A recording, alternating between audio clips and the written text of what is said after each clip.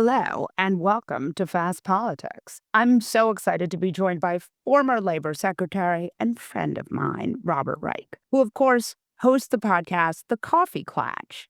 He will tell us about Trump's cuts to Medicare and other benefits that will not only hurt the economy, but also Trump's own presidency. Welcome to Fast Politics. Or back to, I don't know, we're doing video. This is one of our first video times, so welcome, Robert. Well, hello, Molly. It's awfully nice to do this again, and also good to see you. It's good to see you and very, just delighted. So let's talk a little bit about where we are sort of, this is like an incredible, strange, transformative moment for labor.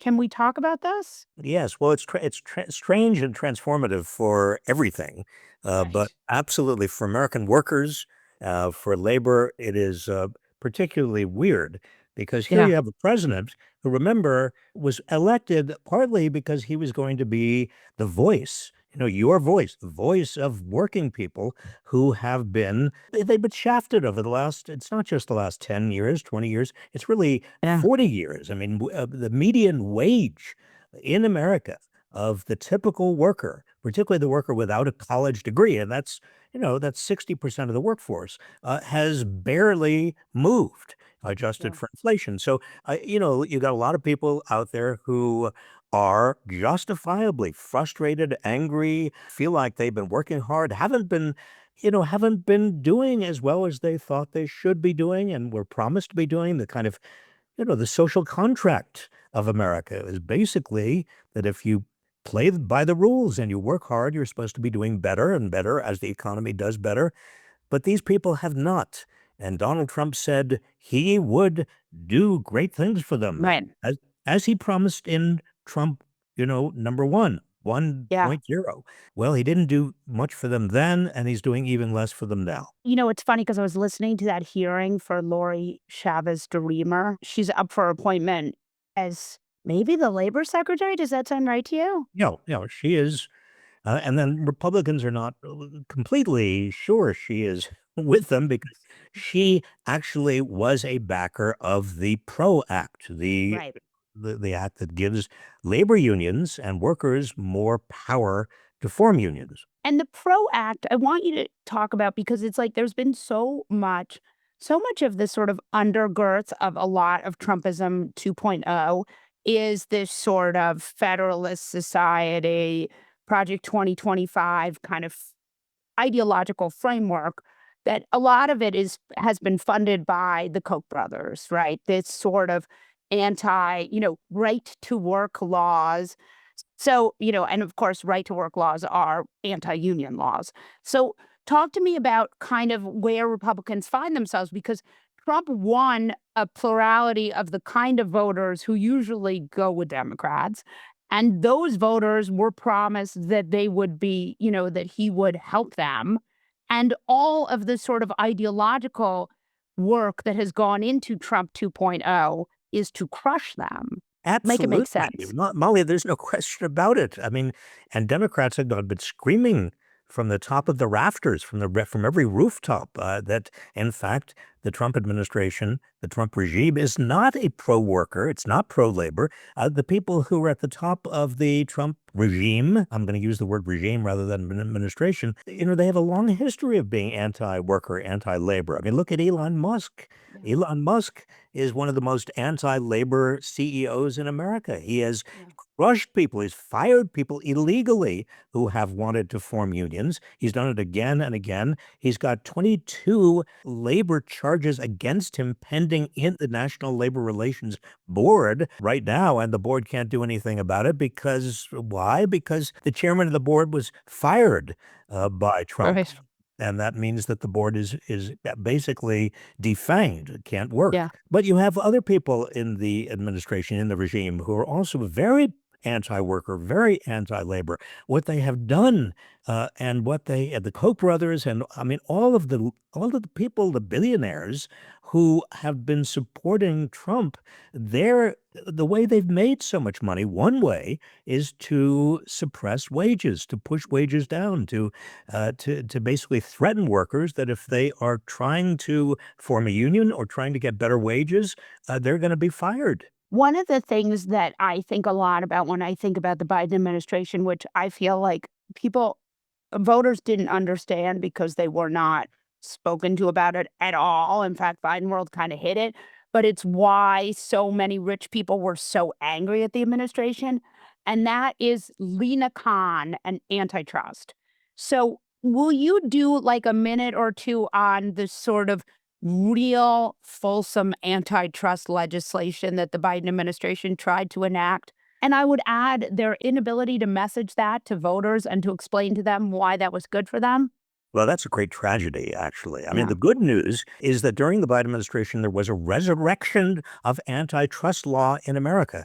Lena Khan at the Mhm. Federal Trade Commission, a chair put in there by Joe Biden, also at the Antitrust Division of the Justice Department, an antitrust assistant attorney general, Jonathan Cantor, put in by the Biden administration, and both of them, Cantor and Lena Khan, the strongest, most aggressive use of antitrust law we've seen in this country in 50 years. And it's appropriate because the whole industrial landscape, the entire economy has become much more concentrated in the hands of fewer and fewer big corporations that are Mhm. using mergers and acquisitions and all sort of tactics to basically increase their market power. This is bad for America. It's bad for consumers. It means that workers have less choice of whom to work for. It means that workers have less bargaining strength and bargaining ability because these giant companies have much more bargaining strength because they're so big.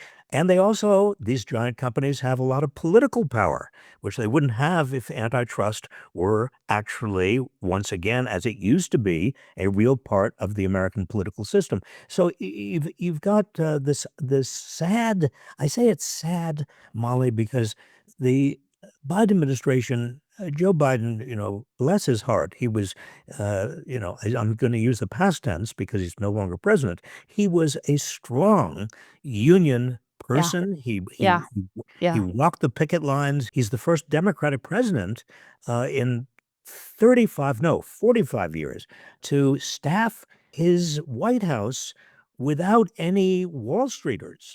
I mean, with Right. economists who Right. were not from Wall Street, who really understand that the goal of the economy is to help people get better wages, better working conditions, improve the quality of the life of most people in this country. But Joe Biden didn't get credit because he sadly could not communicate Yeah. effectively what he was doing.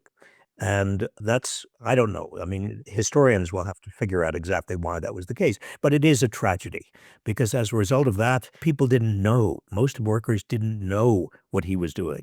Most people didn't know that he was breaking with years of Democrats who were not as nearly as strong on labor or as on antitrust or on investments in infrastructure and all sorts of things that people need. So it's a tragedy. Sean Fain was speaking somewhere and he was criticizing both parties equally. And I felt really, it was really unfair because Biden was the first president ever to walk a picket line. Absolutely. I remember talking to previous presidents who shall remain, for the purpose of this conversation, anonymous and unknown. Why don't you walk a picket lines? This is the easiest thing in the world. And they were reluctant to do it. Yeah. They didn't want to take sides.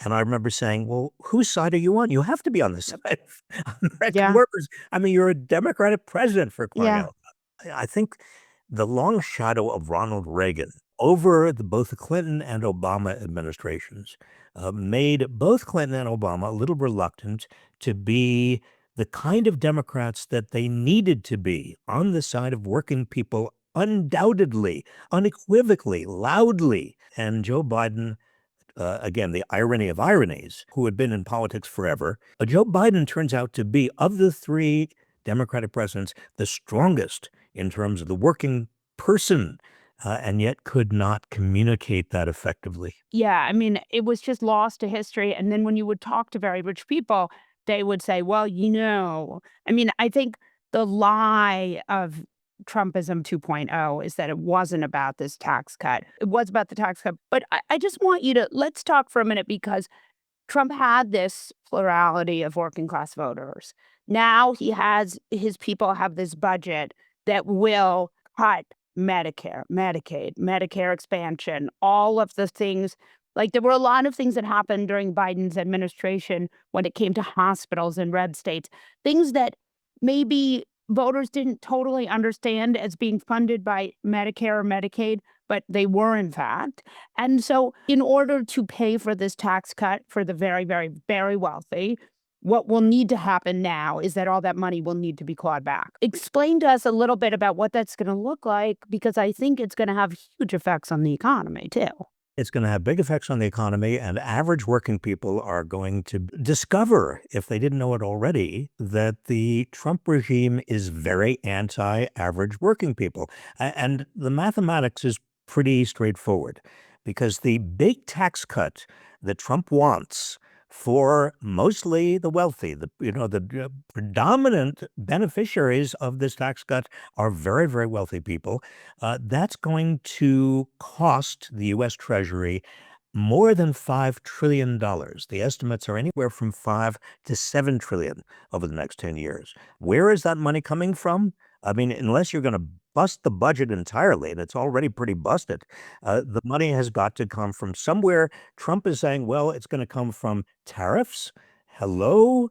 Who pays tariffs? I mean, the people who actually pay the cost of tariffs are American consumers who pay it in terms of higher prices. Where else is it going to cost to come from? Well, Trump doesn't say, but Elon Musk's muskrats, I call them, who are Mhm. burrowing into the federal government, are already into Social Security. They are already talking about, as are Republicans on the Hill in terms of their budget resolution, they're talking about going after Medicaid, and they want $880 billion taken out of Medicaid. Molly, hello? I mean, half of the children in America rely on Medicaid. I mean, Yeah. huge percentage, 20% of the seniors in America rely on Medicaid. Medicaid is the last bastion of insurance for huge numbers of people. And if you're going to attack Medicaid, as they seem to be on the brink of doing, then we are going to see, I believe, a lot of working class Americans suddenly wake up to the fact that this administration, even though it is authoritarian, fascist, anti-democratic, small d, it's also anti-worker. It's anti-average working person. Yeah, and I think Trump was always very careful to say he wouldn't cut those things because he knows he has very good instinct when as a politician, so he knows that that's very unpopular. But the people who are financing this whole debacle really, really, really don't want to pay more taxes, and that is why they elected him. Absolutely. In fact, it's interesting, Molly, if you go back, and I'm going to do this very, very rapidly, a little historical analysis here. Go back to the 50s, 1960s. The rich were supporting America through paying high taxes. I mean, under Dwight Eisenhower, Republican, who nobody would accuse of being Yeah. a socialist. Dwight Eisenhower, the top marginal tax rate was 92%. And Yes. even when you consider all of the tax deductions and tax credits, the rich were still paying way over half of the marginal income, their top income, in taxes. Well, what's happened, and I saw it. It was Reagan and George W. Bush and Donald Trump. Uh, well, what's happened is that the wealthy are now paying a small fragment of that in terms of taxes. But how are they supporting the government now? They're supporting it through lending the government money because of the large government deficits. Yeah. And so you and I are now paying the wealthy interest on the federal debt. The major holders of the federal debt are not the Chinese or the Japanese or foreigners. They're Americans. They're Right. wealthy Americans, Owning and bonds. and we are Bonds? we are paying them. Yeah. Through bonds, right? Yes, not through bonds, Yeah. treasury bonds. Treasury. Yes, thank you. I wanted to make sure I had that right, but yeah, no, I think that's a really good point. I want you to also talk about SNAP for a minute because one of the things that Biden did really well was he had this child tax credit, was the most popular piece of legislation, bar none, took half of all children out of poverty, was allowed to expire, just expire, tax credit one day, no child tax credit the next, and then and now we have this sort of war on SNAP, which is food stamps. You have people in who are relying on SNAP who are a lot of whom are Trump voters, many of whom are active military. I mean, these are not like it is making up the difference for a lot of people. It will go away. Talk to us. Absolutely. I mean, just on that point about the child tax credit, we in the United States did an experiment. We had this very generous child tax credit for about a year and a half. And what happened? You said it. Child poverty was cut in half. Child poverty, one of the real stains, blots on this nation, the richest nation in history, was cut in half. And then we got rid of it, and child poverty went back up. Now, if you want proof that we can do it, that child poverty is a policy choice, and we are now making the choice that we want child poverty, in effect, that's what happened. Food stamps, terribly important for children, for poor people, for working class people, people For in these military people in the military, the for people in the DIs. military. Yeah, yeah, Absolutely. I mean, and you look across Mississippi, Alabama, yeah. Missouri, Texas, Oklahoma, states that are solid red states, and they Yeah. are going to suffer when 20%, 25%. absolutely. So Yeah. here again, just like the attack on Medicaid, the attack on food stamps, which is in the Republican budget, is also going to hopefully, wake a lot of people up to what this administration is actually all about. So one of the things that always sort of keeps me up at night with this scenario You is too? that Are you sleeping? Because nah, I'm having trouble sleeping. I'm not yeah, Molly, I'm so pissed off. I mean, really, yeah, I don't think I've yeah. ever been as just upset, angry. It's not The depressed, it's angry. the thing that gets me so upset is that Democrats had very popular policies and Republicans have very unpopular policies. And somehow, we're going to, I mean, you go on X, which is now occupied by a very pro Elon group, and you say, this is all a tax cut for very, very wealthy people. And they say, no, this is about fraud and waste in the federal government.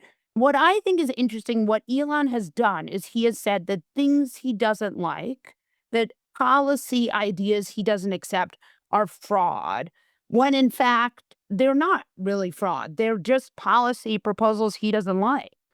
Molly, it's even worse than that. I think Elon Musk's Doge is fraud. I mean, they're Mm. saying, well, what Musk said and and Trump said is that, huge numbers of people who are getting Social Security are getting it fraudulently. They're dead. They're people, they're over 100 years old, and all these dead people, 20 million dead Right, people are collecting Social Security. right, Well, what's which the is not truth? true. The Yeah. truth, after people have actually looked in and researched this and looked at the data, is that most of these people know they're not collecting Social Security. Dead people. The only reason that they show up on the rolls at all is that a lot of these people were recipients of Social Security before it was all put onto it was all digitized. So Yeah. obviously, Elon Musk's crew is not getting the truth, or at least they're putting out intentionally false information. Now, let's get back to your basic point about propaganda, Yeah. because you've got both Trump and Musk who are emitting a constant streams of lies. Yep. Both of them. Trump on his own, bully pulpit. He's president of the Mhm. United States, and Musk has 210 million people on X. I don't know how he, gets the algorithm changed so that he has more and more and more people. But how do you combat this when so many Americans are getting lies? Just Yeah. lies.